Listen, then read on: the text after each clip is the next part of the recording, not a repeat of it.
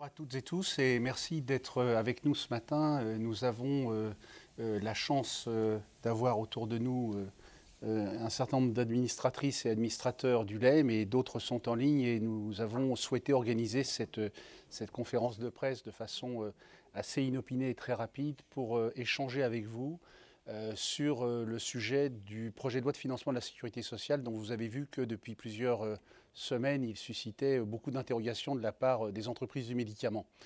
Je vais juste prendre un moment pour vous présenter nos intervenants. Donc Karine Pinon, qui est la présidente de l'AMLIS, les petits laboratoires français. Audrey Dervelois, qui est la présidente des laboratoires Sanofi et qui représente le G5. Corinne Blachier-Poisson, qui est la DG des laboratoires Amgen et qui préside aux destinées de l'Agifarm, les laboratoires américains qui exercent en France. Et nous avons dans la salle également Rita Cataldo, qui est la présidente de Takeda, qui sont les laboratoires japonais. Et en ligne, Étienne Tichit, le président de Novo Nordisk, qui représente les laboratoires européens. Philippe Pugnadores, les laboratoires Ipsen. Jean-Louis Anspar, les génériqueurs, le GEM à ma gauche. Et Thierry, je termine par toi, Thierry Hulot, qui est notre président, qui est également le président des laboratoires Merck KGaA, à qui je cède la parole immédiatement pour ouvrir cette conférence de presse. Thierry. Bonjour à tous, merci de votre présence. Le PLFS 2023 va être discuté en séance publique à l'Assemblée nationale dès la semaine prochaine. Vous l'avez sûrement observé, depuis sa présentation, l'ensemble des industriels du secteur émettent de très vives protestations, et c'est un euphémisme, contre ce projet. Alors, pourquoi un tel concert de critiques totalement inédit dans notre secteur qui pourtant, depuis maintenant près de 15 ans, est soumis à une régulation économique, j'allais dire, sévère. Pourquoi? C'est assez simple. Alors que la dépense réelle en médicaments par nos concitoyens en 2022 va être de l'ordre de 26,4 milliards d'euros, le budget alloué aux mêmes médicaments remboursés dans le PLFSS est de 24,6 milliards d'euros. En gros, il y a 2 milliards d'écart entre la demande, la consommation de médicaments remboursés par nos concitoyens et l'enveloppe budgétaire allouée. Autant vous dire que c'est un budget sans aucune croissance par rapport à la LFSS de l'année dernière, et c'est un budget qui est très loin, vraiment très loin, des engagements pris par le président de la République lors du CSIS 2021. En confisquant toute croissance, ce PLFSS ne permet pas de répondre aux 4 enjeux majeurs que nous avons à relever. Le premier, c'est l'enjeu de l'innovation. Comment s'assurer que demain, nos concitoyens auront accès aux dernières innovations de rupture, aux dernières thérapies innovantes. Le deuxième, c'est l'enjeu de la recouvrement, de la reconstruction de notre souveraineté industrielle, dont on a tous pris conscience au moment de la crise du Covid, qu'il y avait un énorme effort à faire pour ne pas être dépendant d'autres pays en matière de médicaments. Troisième enjeu, qui est partagé par tous les industriels, même au-delà du secteur pharmaceutique, qui est l'enjeu de l'inflation, qui vient tous nous impacter. À la fin des fins, ce qui nous motive tous, c'est de garantir que les patients français auront accès demain à l'ensemble des traitements dont ils ont besoin. Que ces traitements soient des traitements du quotidien, soient des traitements chroniques de fond, tout comme des traitements innovants. Au-delà du budget et des chiffres, si ce PLFSS n'était pas profondément amendé, il marquerait un coup d'arrêt brutal à la dynamique positive dans laquelle la France se trouvait à l'issue d'un premier quinquennat de réforme du président Macron. On l'a tous constaté, la compétitivité de la France se redressait, notre territoire gagnait en attractivité, tant en matière de recherche clinique que de production. L'investissement redémarrait, notre secteur créait des emplois. Enfin, parce que nous ne retrouvons pas dans cette loi de financement la reconnaissance du caractère stratégique de notre secteur, qui a pourtant été maintes fois affirmé par le président de la République ainsi que les principaux membres du gouvernement, ministre d'économie et des finances et ministre de la santé et de la prévention en tête. Alors certes, j'ai pris bonne note, ainsi que les administrateurs du LEM, ces derniers jours, des inflexions, j'allais dire, récentes sur certains articles particulièrement absurdes de ce PLFSS. Et nous constatons que le gouvernement a compris le danger d'un certain nombre de mesures élaborées, j'allais dire, en chambre, sans aucune concertation par son administration. Mais le sujet de fond reste entier, tant qu'aucune réponse n'est apportée quant au montant de l'enveloppe allouée aux dépenses de médicaments, l'accès aux innovations, au traitement du quotidien, sera à risque dans ce pays. Alors, sans trahir la nature des échanges qu'on a actuellement avec les pouvoirs publics, le gouvernement et l'administration, ce que l'on entend, ce que j'entends tous les jours, ben, vous savez, c'est dur pour tout le monde. Oui, c'est dur pour tout le monde, mais ça fait 10 ans que cette industrie est soumise à une régulation particulièrement forte, avec un budget du médicament remboursé sur la dizaine d'années passées qui n'a quasiment pas évolué. Dans une dynamique où l'innovation arrive en masse en France, où la population vieillit, où la demande en médicaments augmente, on constate que la régulation économique imposée par le législateur devient totalement hors de contrôle. Nos estimations pour 2023, nous allons voir à faire face à 3,5 milliards de régulation économique, représentant plus de 13% de notre chiffre d'affaires. À cela vient s'ajouter la fiscalité la plus lourde d'Europe. Pour une industrie, c'est insoutenable, je dirais même, c'est étouffant. Aujourd'hui, au vu de ce texte, ce que nous souhaitons, c'est vous adresser à vous dans un format inédit, dans lequel notre industrie est représentée dans toutes ses composantes. Comme je l'ai dit il y a un instant, il y a autour de cette table les laboratoires français, les laboratoires internationaux, américains, européens, japonais, des laboratoires d'innovation, des pénifiqueurs, des façonniers, des grandes, des moyennes, des petites entreprises, pour vous montrer à quel point nous sommes tous extrêmement inquiets par ce PLFSS et par le sentiment profond que nous avons que le gouvernement n'a pas pris en mesure la gravité de la situation. Nous devons être attentifs aux signaux que nous percevons déjà: arrêt de commercialisation de certaines spécialités, rupture d'approvisionnement, délai d'accès au remboursement de nouveaux médicaments, indisponibilité en France de nombreuses innovations thérapeutiques, contrairement à d'autres pays européens.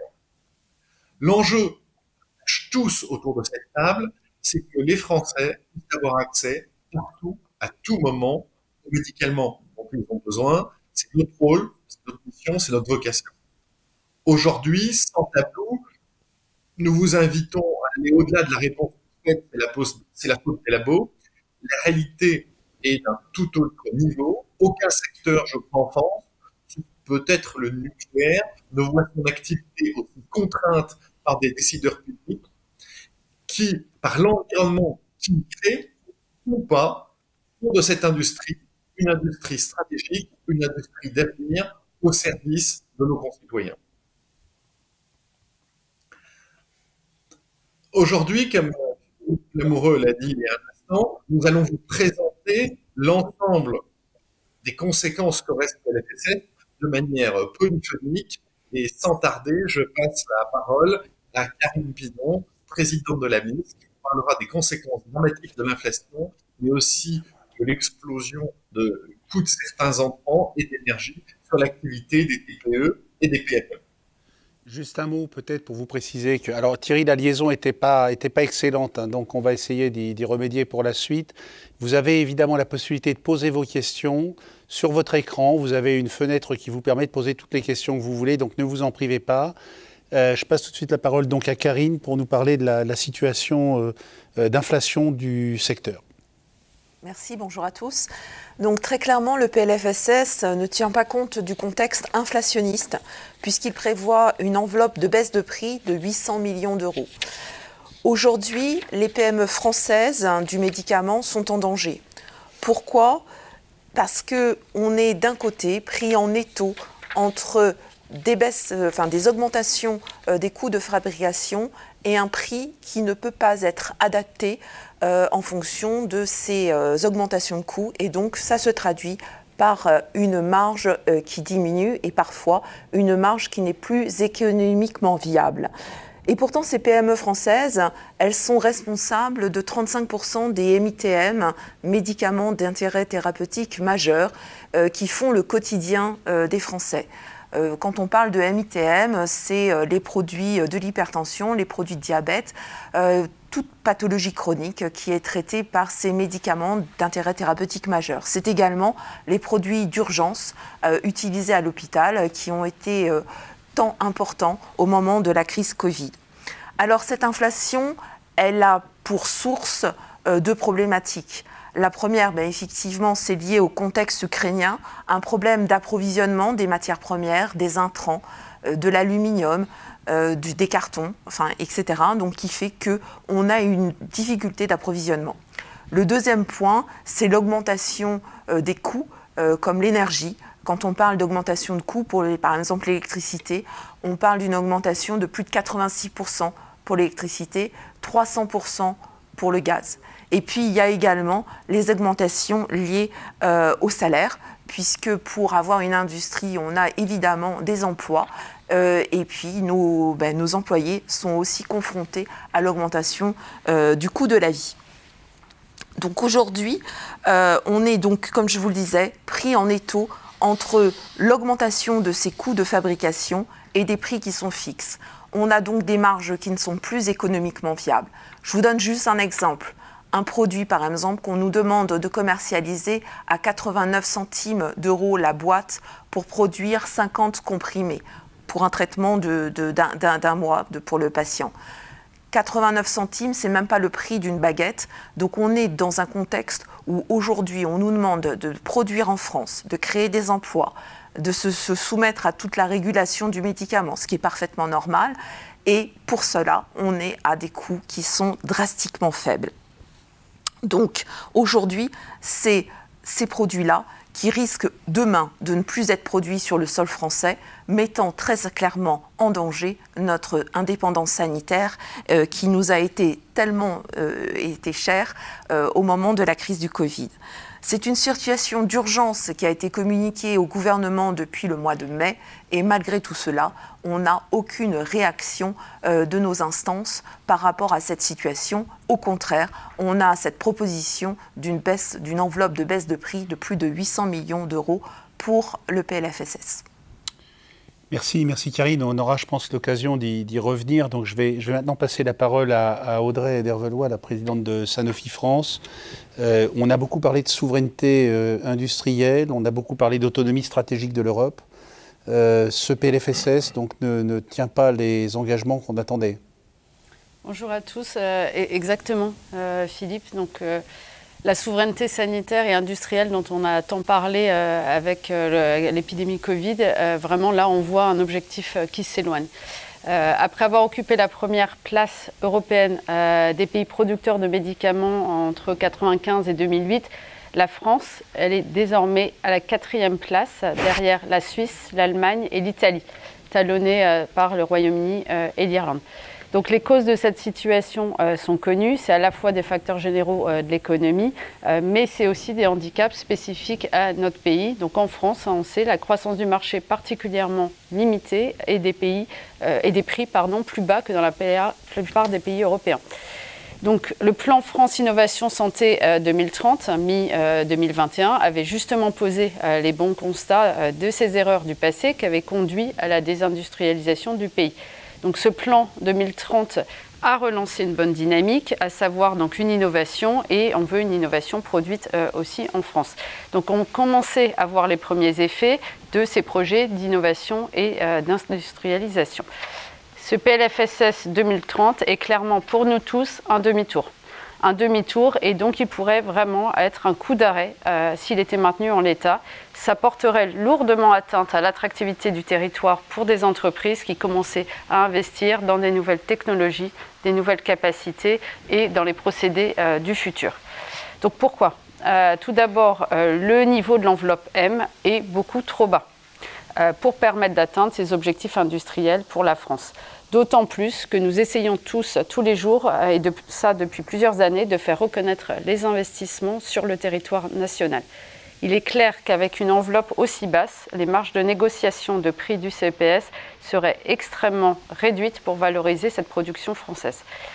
De même... Je t'interromps, mais le CEPS, c'est le Comité économique des produits de santé, pour ceux qui ne sont pas habitués à nos codes et à nos acronymes. C'est l'organisme qui fixe les prix des médicaments en France. Avec lequel nous négocions. Merci Philippe. Donc de même, la croissance autorisée pour les médicaments est tellement contrainte et limitée qu'elle ne permet plus de créer ces conditions pour ces investissements dont le pays et donc les citoyens ont besoin, et donc pour nous, pour soutenir cette innovation. 2 chiffres pour expliquer cela.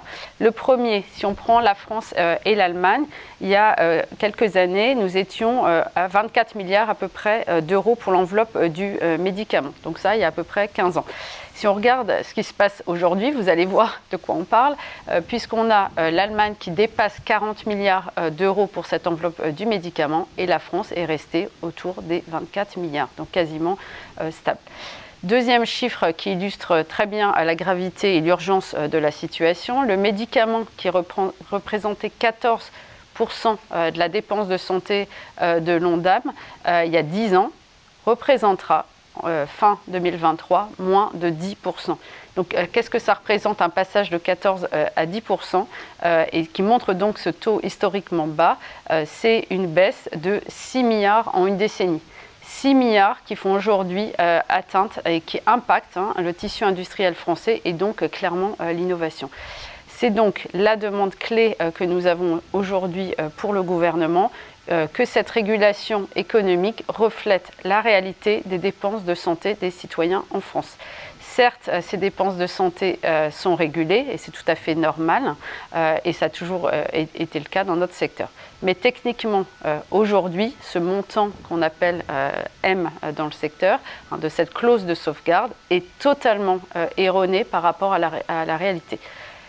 On parle de quel chiffre? On parle autrefois d'autour de 200 millions. Pour cette année, nous allons atteindre 800 millions en 2021. On dépasserait sans action de l'État le milliard en 2022 et probablement 2,4 milliards en 2023. Donc des taux absolument historiques et comme Thierry l'a mentionné, qui étouffent notre secteur aujourd'hui.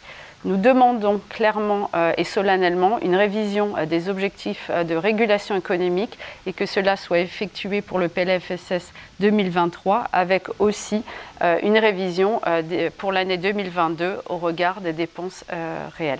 Il faut absolument revenir à la vision de la France Innovation Santé.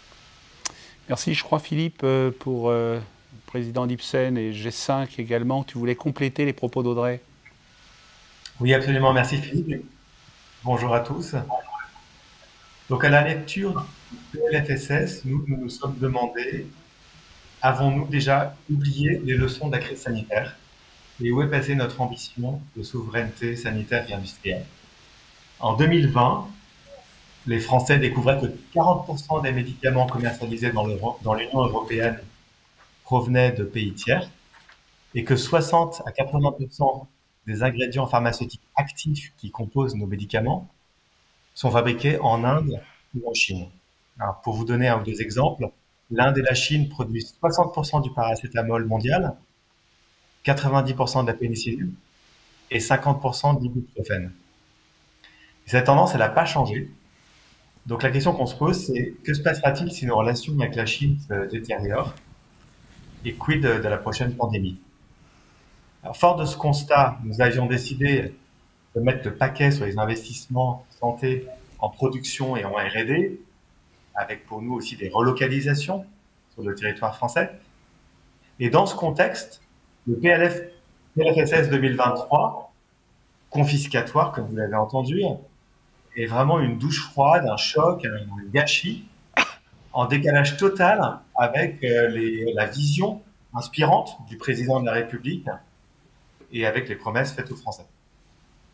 Donc nous, ce que nous pensons, c'est que la France a tous les atouts pour réussir, pour devenir un leader européen de la santé. Et on est aujourd'hui à la croisée des chemins. Et le risque, c'est que le Choose France devienne Lose France Et nous, ce que nous demandons, c'est au gouvernement français, c'est de nous donner de quoi convaincre nos PDG de rechoisir la France et de continuer à y réinvestir. Et pour ça, nous avons besoin d'une croissance qui nous permette de répondre aux besoins des patients et de financer les investissements nécessaires. C'est aussi simple que ça, tout le monde y gagne, et en premier lieu, les patients français. Merci de votre écoute. Merci Philippe. Donc vous voyez, enveloppe budgétaire, inflation, enjeu de souveraineté industrielle, évidemment enjeu d'innovation. Corinne, je te cède la parole. Bonjour à toutes et à tous. Alors en effet, depuis plusieurs années, depuis une dizaine d'années, nous assistons à une vague d'innovation sans précédent dans les technologies de santé. Et ces révolutions thérapeutiques, elles viennent et elles viendront modifier le pronostic vital et évolutif de grandes maladies. Je voudrais prendre juste deux exemples. Un exemple actuel avec par exemple les thérapies cellulaires, les CAR T-cells, qui permettent aujourd'hui de guérir un patient sur deux dans certains cancers à 5 ans. Grâce simplement à une seule administration. Et puis les traitements, les thérapies géniques à venir dans l'hémophilie qui vont vraiment guérir les patients atteints d'hémophilie et transformer leur vie. Donc en fait, répondre aux besoins des patients français, c'est d'abord faire en sorte qu'ils puissent accéder à ces innovations. Et par l'insuffisance du budget du médicament qui est affiché dans ce PLFSS, avec en fait une croissance du budget de 2021 à 2022 de seulement 0,4%, nous ne sommes pas du tout en train de financer les innovations qui arrivent chaque année et qui demandent un taux naturel, on va dire, de l'ordre de 5-6%. Répondre aussi aux besoins des patients et des patients français en matière d'innovation, c'est aussi faire en sorte que notre pays continue à attirer les investissements pour être leader dans le développement, la recherche clinique et la production de ces médicaments de demain. Et donc l'imprévisibilité de ce PLFSS qui introduit sans concertation, comme ça a été dit, une nouvelle règle de fixation du budget M des médicaments va vraiment à l'encontre des annonces du président de la République et donc notre pays devient beaucoup moins attractif pour les investisseurs. Ensuite, nous avons la régulation, la pression de cette régulation sans précédent qu'exerce le PLFSS. Je rappelle, 2,4 milliards de clauses de sauvegarde en 2023, 800 millions de baisse de prix. Évidemment, nous envoyons un signal désincitatif à contre-courant de l'élan qui avait été initié par le président de la République pour le plan Santé Innovation 2030. Alors je tiens à souligner aussi dans le PLFSS un article sur les médicaments de thérapie innovante, les MTI, qui regroupent donc les thérapies géniques, cellulaires et dont j'ai déjà parlé, qui cherchent vraiment à créer un nouveau cadre pour ces thérapies qui sont donc administrées une fois pour un effet pour la vie entière du patient. Cet article prévoit un étalement des paiements et prévoit aussi des contrats de performance, ce à quoi nous sommes tout à fait favorables. En revanche, cet article introduit un mécanisme de facturation forfaitaire qui, lui, va empêcher la signature d'accords entre le comité économique des produits de santé et le laboratoire et de facto va empêcher l'accès de ces innovations aux patients français. Donc nous demandons réellement la réécriture de cet article.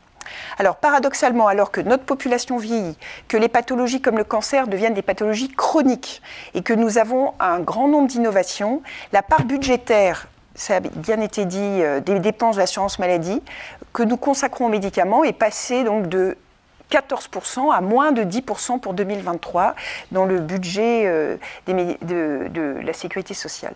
Or, nous constatons déjà que certaines innovations en 2022 ne sont pas prises en charge par la solidarité nationale. Les associations de patients ont alerté les pouvoirs publics, notamment récemment sur 2 domaines thérapeutiques, les nouveaux traitements de la migraine et certains traitements du cancer du poumon. Donc, nous sommes déjà dans une situation où certaines innovations ne sont pas accessibles aux patients français. Donc, nous demandons l'urgence pour ce PLFSS, c'est si nous voulons répondre aux besoins des Français et continuer à vouloir que ce secteur du médicament soit un secteur d'attractivité, nous demandons d'adapter le budget des médicaments aux besoins, aux enjeux de l'innovation et aux besoins du patient français. Merci. Merci Corinne. Donc Thierry, tu disais dans ton introduction qu'il y avait dans ce PLFSS un certain nombre de mesures un petit peu hors sol. Un exemple absolu, c'est cet article qui a fait couler beaucoup d'encre sur le référencement des médicaments. Et par ailleurs, le secteur des génériques, c'est un secteur à faible marge, donc très exposé à ces problématiques d'inflation et de baisse de prix. Jean-Louis, peut-être pour le GEM, on te passe la parole. Merci Philippe. Bonjour à toutes et à tous. Alors vous l'avez compris, le cocktail explosif, clause de sauvegarde XXL, baisse de prix, inflation, présente un risque existentiel et à court terme pour de nombreuses entreprises de notre secteur, petites comme grandes, et en particulier pour les fournisseurs de produits génériques et biosimilaires, pourtant contributeurs d'économies importantes, mais comme tu le dis Philippe, aux marges très faibles. Et donc, vous l'aurez compris également, ce cocktail présente un risque majeur pour l'approvisionnement des patients français en médicaments essentiels. Comme si cela ne suffisait pas, l'article 30 du PLFSS prévoit la mise en place d'un appel d'offres national pour des médicaments ayant une même visée thérapeutique vendus à l'officine. Les médicaments retenus bénéficieraient d'un référencement d'1 an, prolongeable pour une durée maximale de 6 mois. Tous les autres médicaments non retenus seraient déremboursés. Une telle mesure témoigne d'une méconnaissance totale des contraintes industrielles. Comment en effet imaginer une entreprise qui soit capable d'adapter ses chaînes de production en permanence dans des délais aussi courts? Les risques qui en découlent donc sont bien supérieurs à l'intérêt des économies qu'elle est susceptible d'engendrer. Des risques en termes de santé publique. Les patients sous traitement chronique pourraient voir leur traitement remplacé par un équivalent différent tous les 12 à 18 mois. Des risques en termes de raréfaction de l'offre de médicaments. Il y a fort à craindre en effet que les laboratoires qui ont perdu l'appel d'offres ne souhaitent pas retenter leur chance et finissent par abandonner le marché français. Et donc une telle mesure, qui a par ailleurs déjà été essayée en Andalousie et aux Pays-Bas, qui a eu des conséquences néfastes en termes de raréfaction de l'offre, ont mis ces pays en situation difficile, notamment au moment de la pandémie Covid. Et puis il existe un rapport de l'IGAS, bien fait d'ailleurs, qui décrit parfaitement les risques d'une telle approche. En outre, si une telle mesure devait être implémentée, elle marquerait la fin de la politique conventionnelle qui s'opère entre l'industrie pharmaceutique et le comité économique des produits de santé. Et donc même à titre expérimental, une telle mesure est inacceptable par les risques qu'elle fait encourir aux patients et à l'approvisionnement de la France en médicaments essentiels. Merci Jean-Louis. Donc vous voyez une non prise en compte de l'inflation, une non prise en compte des enjeux de souveraineté pourtant affichés comme une priorité, des difficultés majeures à accueillir l'innovation, des articles un peu délétères pour l'accès au traitement des patients. Peut-être Thierry, pour terminer, un mot de conclusion. Oui, merci Philippe. J'espère que la qualité sonore est améliorée entre-temps. En synthèse, on ne peut pas se voiler la face aujourd'hui. Ce PLFSS 2023 opère un décrochage des médicaments qui ne permettra pas de répondre aux besoins des patients. Ça va limiter l'innovation thérapeutique, ça va limiter l'accès aux médicaments essentiels. La pandémie de Covid n'est pas derrière nous et on en a déjà eu. Plus que jamais, le médicament doit rester une priorité stratégique en France. En conséquence, l'ensemble des entreprises du médicament demandent très solennellement au gouvernement, premièrement, de respecter l'engagement formulé par le président de la République lors du plan de santé innovation 2030 et du dernier CSIS.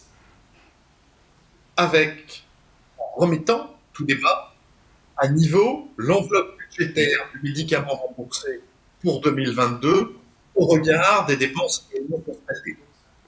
Deuxièmement, en respectant les modalités de calcul de cette enveloppe du médicament remboursé pour 2023 et en suivant la promesse du président de la République d'un taux de croissance de 2,4%. Au-delà du budget, de poursuivre les négociations qui ont commencé ces derniers jours avec l'administration sur le mode de financement des thérapies innovantes, dans cette idée de contrat de performance que Corinne présentait il y a un instant, et réécrire fondamentalement cet article pour qu'il soit une garantie que l'innovation arrive en France au service de nos concitoyens et que ces mêmes concitoyens bénéficient très vite des innovations de rupture qui vont arriver. Et puis, retirer purement et simplement du PLFSS l'article sur le référencement, comme Fluence Pack l'a fort bien démontré, ne comporte que des risques, tant pour les patients que les industriels. C'est le moment de l'action, et cet appel au gouvernement est extrêmement ferme. Il va de l'attractivité de cette industrie au service des patients. Merci de votre attention. Philippe, nous pouvons, je crois, maintenant entrer dans une séance de questions-réponses. Alors merci Thierry. Donc on a une première question qui nous vient de Lise Lévesque de l'APM. Donc c'est une question sur l'inflation. Vous parliez de l'inflation. Avez-vous estimé de manière chiffrée son impact sur l'activité des laboratoires ? Des mesures ont-elles été prises en interne pour limiter les dépenses? Donc peut-être Karine, puisque c'est toi qui portais le sujet au nom du collectif, et puis peut-être Étienne, si tu veux rajouter quelque chose, puisque tu es en ligne et on ne t'a pas entendu sur le sujet. Donc Karine, puis Étienne. Je voulais déjà dire qu'aujourd'hui, on en est, en fonction des produits, de la part de nos différents CDMO, donc nos manufactureurs, on en est à 2 ou 3 demandes d'augmentation de prix dans l'année 2022. L'année 2023 s'annonce extrêmement difficile parce qu'on ne voit pas d'arrêt dans la spirale inflationniste. Alors, est-ce qu'on a chiffré ça? On estime à peu près, en tout cas au niveau des PME, entre 10 et 15% d'augmentation globale des coûts de fabrication sur l'ensemble du parcours du médicament. Hein. Ça va de la fabrication jusqu'au transport. Le transport aussi est également impacté. On nous demande donc si on a essayé de limiter les dépenses. Alors oui, on essaye de faire, tant faire se peut, des économies d'échelle. Premièrement, mais ça nécessite de la trésorerie, ce qui au niveau des PME est difficile. C'est de regrouper les productions, de faire des plus grosses productions pour être un peu plus effectif. C'est évidemment également d'essayer de travailler sur les transports. Mais tout ceci a une limite. Et je dirais que pour donner un impact sur l'activité des laboratoires, on a beaucoup de laboratoires qui décident d'arrêter la production ou d'arrêter le remboursement de certains produits pour pouvoir assurer une marge vitale. Et donc, si j'ai quelques exemples en tête, par exemple sur un laboratoire qui fait partie de l'AMNIS, sur 35 AMM exploités, 8 sont arrêtés d'ici la fin de l'année. Donc voilà, c'est les choses que l'on peut dire, et avec évidemment un impact sur l'outil industriel, parce qu'un outil industriel qui n'est plus utilisé est un outil industriel qui n'est plus productif, et donc ça veut dire à terme aussi des pertes d'emplois, ne nous cachons pas. Étienne, si tu veux compléter? Oui, je peux compléter, effectivement. Donc, en ce qui concerne les augmentations des coûts de production, Karine évoquait les 12,5%. On constate plutôt, ces derniers temps, plutôt une augmentation de 25%. Et quand on regarde les coûts aussi de l'énergie en explosion de plus de 80%. Donc on peut avoir une trajectoire pour certains produits qui seraient des augmentations de coûts de production de l'ordre de 40%. Ce qui veut dire que derrière, bien, ça va forcément jouer sur aussi la raréfaction de l'offre. Et en plus, au sein des Européens, notre principale vigilance, c'est aussi notre compétitivité sur le sol européen et notre capacité à pouvoir mettre à disposition ces traitements de façon équitable sur le sol européen. Or, en France, on a une vraie problématique qui est liée au prix du médicament, qui est certainement le plus bas d'Europe, et qui fait que, eh bien, avec la libre circulation des biens et des personnes, eh bien, nécessairement, ces produits-là tendent à être exportés et pas par l'industriel, mais par des voies différentes. Donc l'augmentation des coûts de production, au moins 25%, ça c'est certain. Et très certainement, sur une bonne partie de ces coûts-là, on anticipe une augmentation de peut-être 30 à 40%.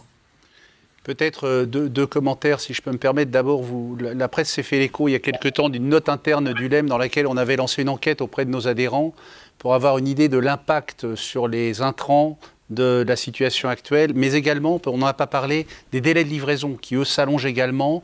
Moi, cette note, elle est à votre disposition, on l'a rendue publique, donc vous avez beaucoup d'éléments chiffrés dans cette note qui est à votre disposition auprès d'Éric et de ses équipes. Deuxième élément, quand même, quand on entend ce que dit Karine et ce que dit Étienne, il faut quand même imaginer que, comme tous les autres secteurs industriels, on est soumis à l'inflation et que la réponse que nous fait le gouvernement, c'est vous allez prendre 800 millions de baisses de prix comme les autres années, ce qui paraît tout à fait surréaliste quand on considère la situation du secteur. On a deux questions de Olivier Robichon.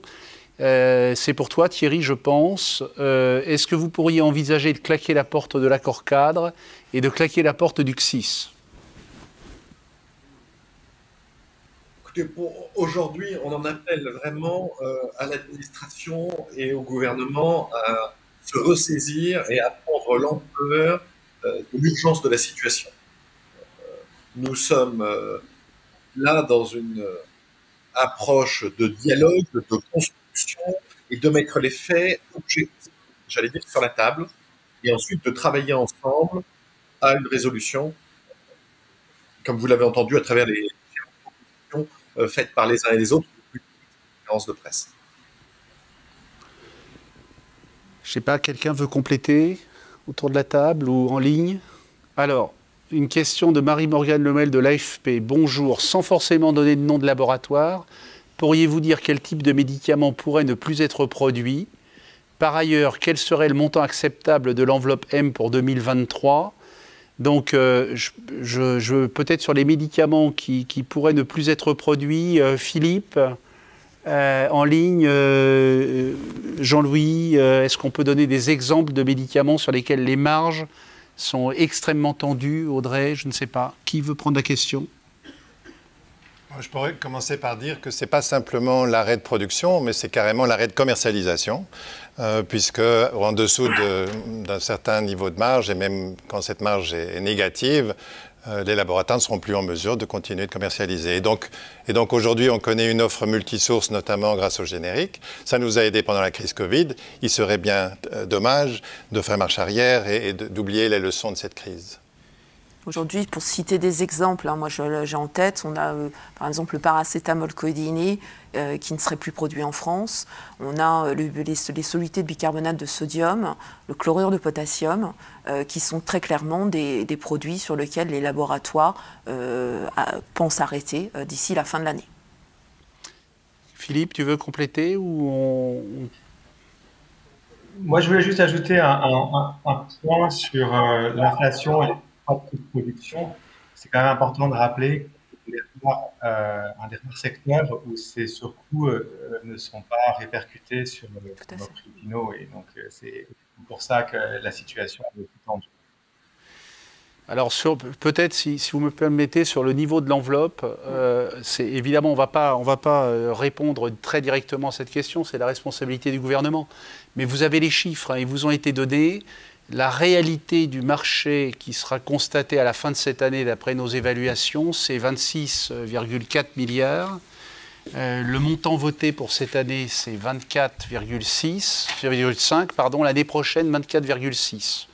On pense que sur la base de la cinétique du marché actuel, on finira l'année prochaine probablement autour de 28 milliards d'euros de chiffre d'affaires. Donc vous voyez bien que ce qui est très important, c'est de considérer l'écart entre la réalité de la consommation de médicaments des Français, 28 milliards, et l'enveloppe allouée, 24,6. Donc on sait bien que c'est un gouffre économique, on sait bien qu'il va falloir repenser le système, et vous avez vu que dans les débats au Parlement, c'est un chantier qui devrait s'engager. Donc j'ai envie de vous répondre le plus élevé possible pour se rapprocher de la façon la plus proche possible de la réalité observée et constatée du marché. Imaginez, c'est un peu technique, que ce qu'on vient de vous présenter montre qu'avant même d'avoir vendu une seule boîte l'année prochaine, le mécanisme de la clause de sauvegarde nous impose déjà un reversement d'1,3 milliard au gouvernement au titre de l'année prochaine. Donc c'est évidemment un système qui est totalement inassumable et insupportable pour les entreprises. On a une question de Magali Klausner du Moniteur des pharmacies. Bonjour, quelle est votre position sur le référencement sélectif de certains médicaments et génériques? Demandez-vous le retrait de ces dispositions prévues dans l'article 30 du PLFSS ou seriez-vous d'accord avec une expérimentation dont a parlé Roland Lescure? On a déjà un peu abordé le sujet, mais Jean-Louis peut-être. Je vais avoir l'occasion d'être très clair. Donc c'est un engrenage dans lequel on ne veut pas mettre le doigt pour les raisons que j'ai mentionnées. C'est aussi un engrenage qui fragiliserait l'économie de l'officine. Et donc on essaie de combattre les déserts médicaux. Ce n'est pas une bonne idée de fragiliser les officines en France. Et donc oui, non seulement on demande le retrait de l'article 30, mais on demande également le retrait pur et simple de l'expérimentation également. Bon, je crois que c'est assez clair. Peut-être que juste un complément, c'est pas juste un engrenage dangereux pour le générique, c'est potentiellement des produits plus larges que ça, des produits princeps matures qui pourraient se retrouver dans des jumbo groups et donc ce serait délétère pour tout le monde. Oui, encore une fois, d'un point de vue industriel, ça ne te fait aucun sens. Enfin, je veux dire, on ne peut pas avoir des pics et des downs de production comme ça. Rythmé par le référencement. Et ce qu'on peut dire aussi, c'est que vous avez vu que les pharmaciens d'officine ne sont pas véritablement favorables à la mesure non plus, et on a le sentiment que les associations de patients sont assez inquiètes sur les switches de traitement. Une question sur la mission ministérielle sur le montant M, annoncée par le ministre Roland Lescure. Je ne sais pas, je peux peut-être l'apprendre, mais on a vu les débats au Parlement, vous avez vu que le sujet a été évoqué. On a le sentiment que cette mission, elle est en train de se constituer et que ça devrait se faire assez rapidement. Ce qui est important, c'est de savoir quel sera le périmètre de la saisine. Parce que vous avez vu que l'ampleur du défi est telle que nous ne souhaitons pas que le périmètre de la mission soit circonscrit à la régulation.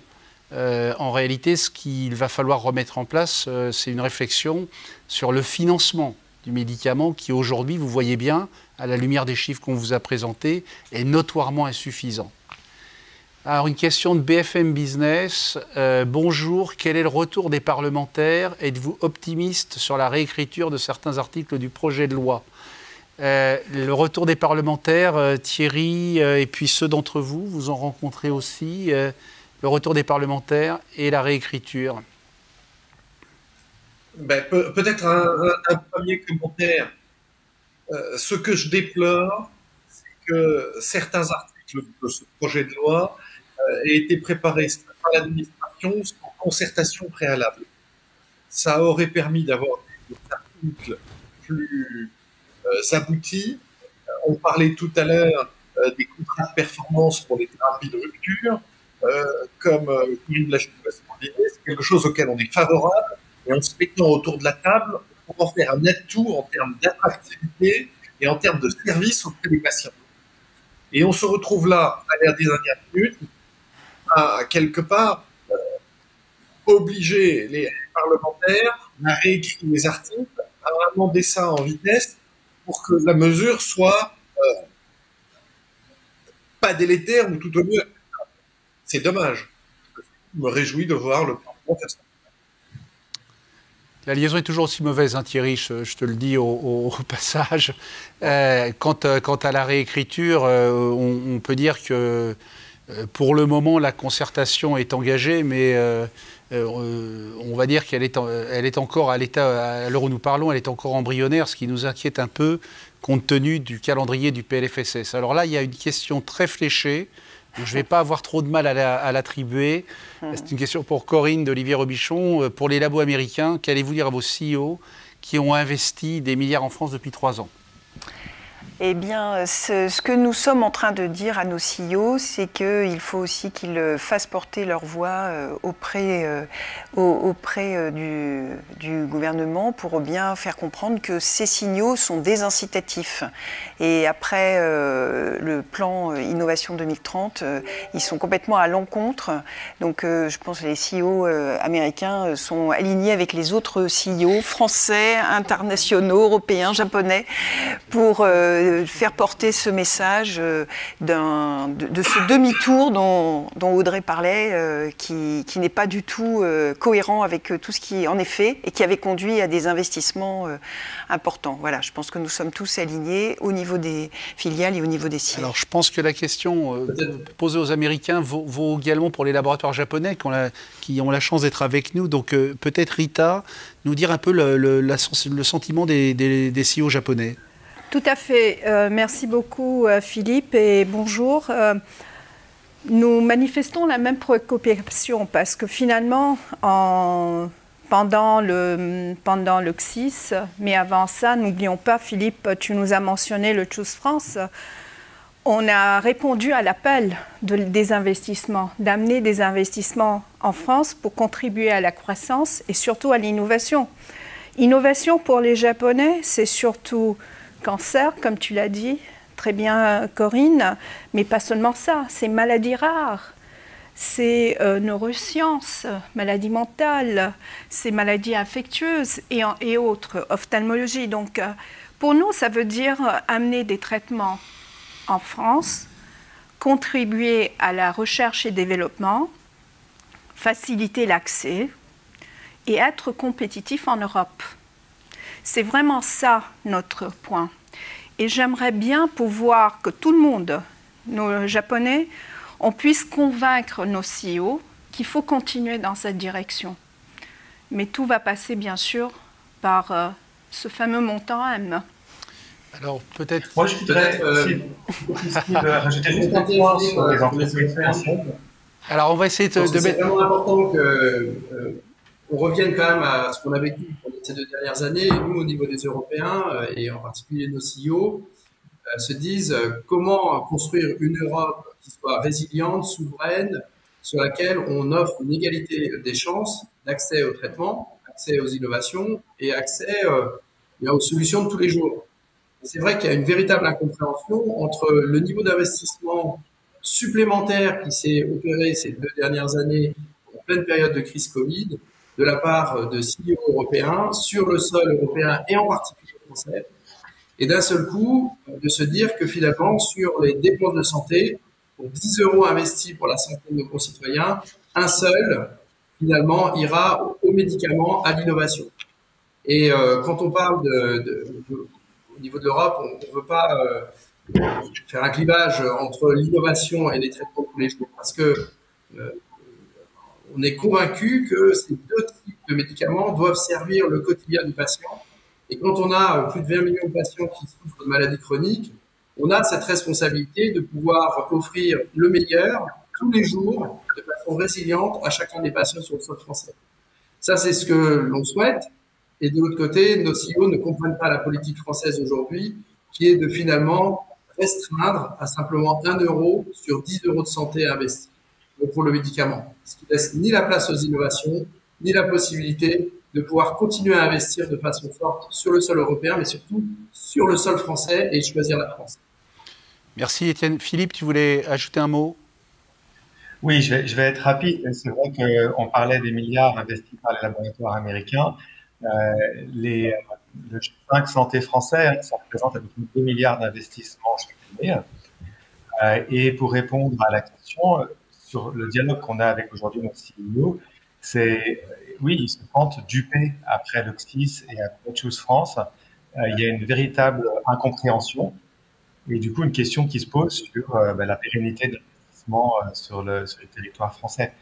Donc nous, ce qu'on veut encore une fois, c'est des raisons, des arguments pour les convaincre de continuer à investir sur le territoire français. Audrey ? Alors complètement aligné, je pense que là on n'est pas sur type de laboratoire, on parle d'une seule voie. Il y a une vraie situation d'urgence parce que les investissements qu'on fait maintenant et qui ont été faits aussi l'année dernière, on a bien conscience que c'est pour la santé des futures années. Donc c'est extrêmement risqué ce qui est en train de se passer aujourd'hui. Donc il y a un alignement, mais alors total, on parle complètement d'une seule voie. Américains, japonais, français, européens, on est tous alignés. C'est extrêmement grave ce qui est en train de se passer aujourd'hui pour la France. Alors, il nous reste une dernière question, et puis Thierry, je te laisserai le mot de conclusion définitif. Une question à nouveau sur le référencement de Benoît Telliez, le pharmacien de France. Les syndicats de pharmaciens d'officine sont prêts à aller jusqu'à la grève si l'article sur le référencement n'est pas retiré du PLFSS. Les soutiendrez-vous et quelles actions le LEM pourrait engager pour infléchir le législateur sur cet article? Merci. Donc je pense qu'elle est pour toi celle-là. Je vais commencer. Oui, d'abord, je voudrais dire un mot sur les questionnements de nos CEO. C'est vrai aussi dans le monde du générique, puisqu'on sait que le modèle générique en France est largement inférieur au marché européen avoisinant, donc la rentabilité du secteur est très faible, largement inférieure à celle de nos voisins. Et là, on se dirige carrément dans le rouge. Donc le questionnement, il existe aussi pour nous. Et on espère bien infléchir la trajectoire du PLFSS. Le GEM ne parle pas toujours de la même voix que le LEM, mais aujourd'hui oui, parce que sur les priorités essentielles du PLFSS, et notamment de l'enveloppe budgétaire qui est demandée par tous, produits innovants et produits essentiels, on est aligné. Et sur la question spécifique de Benoît, oui, bien sûr, on est aux côtés de nos clients. et on est totalement aligné. Comme je l'ai déjà dit, on demande, mais collectivement, on demande le retrait de cet article 30, donc du référencement, et on est contre cette expérimentation. Et je ne parle pas ici simplement au nom du GEM, je crois.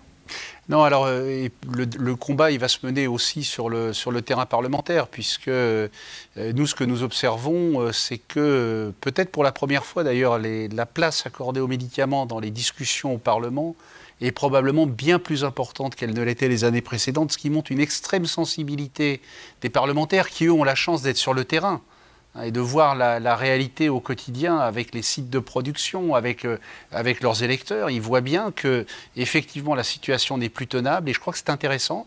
Ça va être intéressant de suivre ce qui va se passer au niveau des discussions avec le Parlement. Alors on me rajoute une question, je vais la prendre, de M. Le Taillanter, qui est un journaliste indépendant. Il semble que la périodicité de ces enveloppes tous les ans ne soit pas satisfaisante. Des enveloppes pluriannuelles seraient-elles plus à même de correspondre aux besoins, comme plusieurs le demandent aussi pour l'ONDAM, afin de mieux planifier les investissements? Alors c'est un serpent de mer. Évidemment, ça fait plusieurs années qu'on demande une approche pluriannuelle de l'ONDAM, une trajectoire, mais je pense que ça n'est pas suffisant. C'est-à-dire qu'il faut avoir cette trajectoire, il faut une perspective, mais il faut aussi que cette trajectoire soit construite en fonction des besoins des patients et qu'elle soit construite en fonction de ce que nous savons de l'arrivée des innovations thérapeutiques. Et on a la capacité d'anticiper à 3 ans, à 5 ans l'arrivée de ces innovations et de pouvoir anticiper la transformation qu'elle va induire, ces innovations vont induire sur l'organisation du système de santé. Donc il faut de la pluriannualité, mais de la pluriannualité éclairée par ce que l'on sait de l'innovation, et aussi une capacité à s'adapter à la conjoncture. Vous voyez bien qu'on aurait fait cette conférence l'année dernière, on n'aurait pas parlé de l'inflation. Et donc, si l'enveloppe est fixée sans tenir compte des évolutions et des à-coups de la conjoncture, même en étant pluriannuel, on passera à côté de l'objectif. Voilà ce qu'on voulait dire. On vous remercie tous. Thierry, un dernier mot et encore une fois, merci d'avoir été si nombreux auprès de nous. Bien, comme vous l'avez compris, nous demandons un budget pour les médicaments qui soit établi sur la base de chiffres sincères, adaptés aux besoins réels des patients français. C'est comme ça que l'on garantira aujourd'hui, demain, l'accès au traitement du quotidien, comme l'accès aux innovations.